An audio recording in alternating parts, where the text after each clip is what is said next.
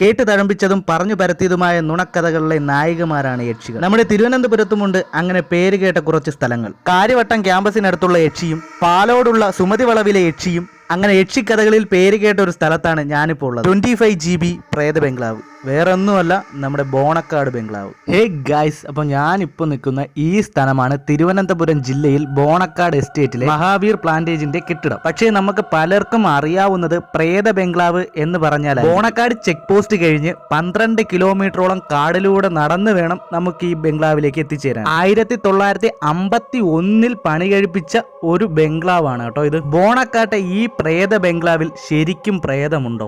അഗസ്ത്യന്റെ മനോഹാരിത മുഴുവനും ആവാഹിച്ചിരിക്കുന്ന ഒരു ഇടം കൂടിയാണ് കേട്ടോ ഇത്. ബ്രിട്ടീഷ് കാലത്തെ ഓർമ്മിപ്പിക്കുന്നതാണ് ഈ ബംഗ്ലാവിന്റെ ഓരോ ഇടം. ഇതിന്റെ കവാടം മുതൽ സാക്ഷ്യം വഹിച്ചിരിക്കുന്നു. ബംഗ്ലാവിന്റെ മുന്നിൽ കാണുന്ന വലിയ ക്രിസ്മസ് ട്രീ ആണ് അപരിചിതർക്ക് പ്രേത ബംഗ്ലാവിലേക്കുള്ള വഴികാട്ടി. ആരെയും കേട്ടിരിക്കാൻ പ്രേരിപ്പിക്കുന്ന ഒരു പ്രേത കഥയുണ്ട് ഈ ബംഗ്ലാവിന്. മഹാവീർ പ്ലാന്റേജിന്റെ എസ്റ്റേറ്റ് മാനേജർ താമസിച്ചു വന്നിരുന്നു ഇവിടെ.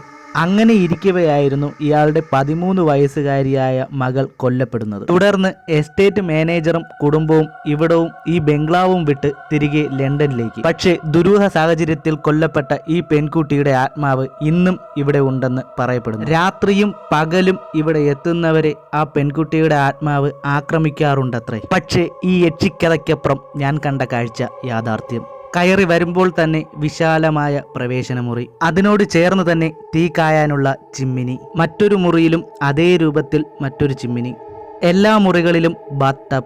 ബംഗ്ലാവിന്റെ ഏത് മുറിയിൽ നിന്ന് പുറത്തേക്ക് നോക്കിയാലും അഗസ്ത്യന്റെ മുഴുവൻ മനോഹാരിതയും അടുത്തറിയാൻ സാധിക്കും. കെട്ടിടത്തിന്റെ നിർമ്മാണത്തിലും അതീവ ശ്രദ്ധ പുലർത്തിയതായി നമുക്ക് കാണാൻ സാധിക്കും. ഇവിടെ പ്രേതമില്ല, ഇവിടെ സംഭവിക്കുന്നത് മറ്റൊന്നാണ്. ബംഗ്ലാവിന്റെ ചുവരുകളും അകവും പുറവുമെല്ലാം ഇവിടെ യക്ഷിയെ കാണാൻ വന്നു പോകുന്നവരുടെ അടയാളപ്പെടുത്തലുകളാണ്. വെറുതെ അടയാളപ്പെടുത്തുക മാത്രമല്ല, യക്ഷിക്ക് വില പറയുന്നവർ കൂടിയാണ് ഈ ചുവരെഴുത്തുകൾ. രാവും പകലുമെല്ലാം ഇവിടെ ജോലി ചെയ്ത് ജീവിക്കുന്ന ഈ പ്രദേശവാസികൾ ഇതുവരെ ആരും തന്നെ പ്രേതത്തെ കണ്ടിട്ടില്ല. അവർ കാണുന്നതെല്ലാം സാമൂഹിക വിരുദ്ധരുടെ അഴിഞ്ഞാട്ടം മാത്രമാണ്. ഞാനിവിടെ എത്തിയപ്പോഴേക്കും എനിക്ക് കാണാൻ കഴിഞ്ഞതും അതുപോലൊരു കാഴ്ച മാത്രമായിരുന്നു. ഇപ്പോൾ ഇവിടെ ഈ ബംഗ്ലാവിന്റെ പൂർണ്ണതയില്ല. ബംഗ്ലാവിന്റെ വാതിലുകളും ജനലുകളുമെല്ലാം ആവശ്യക്കാർ ഇളക്കി കൊണ്ടുപോയ അവസ്ഥയിലാണ്. ബംഗ്ലാവിനുള്ളിലെ സർവ്വ സാധനങ്ങളും ആവശ്യക്കാർ കൊണ്ടുപോയി. ബാക്കിയെല്ലാം അവ അടിച്ചു നശിപ്പിച്ച അവസ്ഥയിലും. ഒരു വൈകുന്നേര സമയമായപ്പോൾ പ്രകൃതി നമുക്കായി ചെറിയൊരു മഴയും നല്ല കോടമഞ്ഞും തന്നു. ഞാൻ ഇവിടുത്തെ തണുപ്പും ശുദ്ധവായുവും ആസ്വദിച്ച് തിരികെ വീട്ടിലേക്ക്. ബോണക്കാട് ബംഗ്ലാവിലെ യക്ഷിക്കഥ വെറും കെട്ടുകഥ മാത്രം.